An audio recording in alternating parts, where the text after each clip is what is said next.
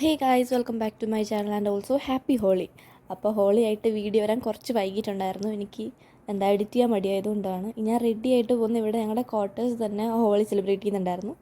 ഞാൻ ലാസ്റ്റായിട്ട് holy celebrate ചെയ്ത് 8ാം ക്ലാസ് വെച്ചിട്ടാണ് ഞങ്ങളുടെ എക്സാമിൻ്റെ അവസാനത്തെ എക്സാം ടൈമിൽ 8ൽ 7th വെച്ചിട്ട് അവസാനത്തെ എക്സാമിൻ്റെ സമയത്ത് ഹോളി സെലിബ്രേറ്റ് ചെയ്തിട്ടുണ്ടായിരുന്നു.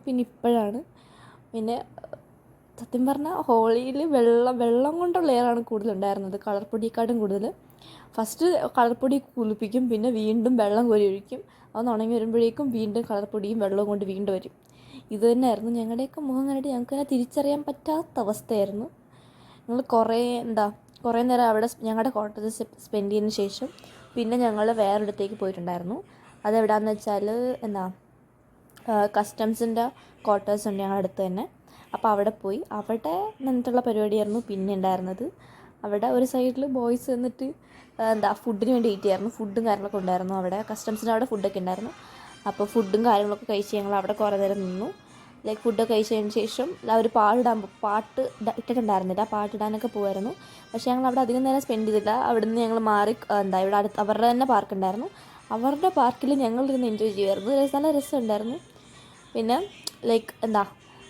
അത്യാവശ്യം സ്പേസ് ഉള്ള പാർക്കായിരുന്നു. പിന്നെ വീണ്ടും കുറേ വെള്ളം കോരി ഒഴിച്ചു മുഖത്തേക്ക്. എൻ്റെ മുഖം അപ്പോഴേക്കും റെഡായിട്ടുണ്ടായിരുന്നു. ഇപ്പോഴും അത്യാവശ്യം റെഡായിട്ടിരിക്കുകയാണ്. എത്ര കഴുകിയിട്ടും പോകുന്നില്ല, ഒരു റെഡ് മയമുണ്ട് ഫേസിൽ. ഞാൻ വിചാരിച്ചു നാളെ ഒന്നും കൂടെ എണ്ണയൊക്കെ ഇട്ട് ഒന്നും കൂടെ കഴുകാമെന്ന്.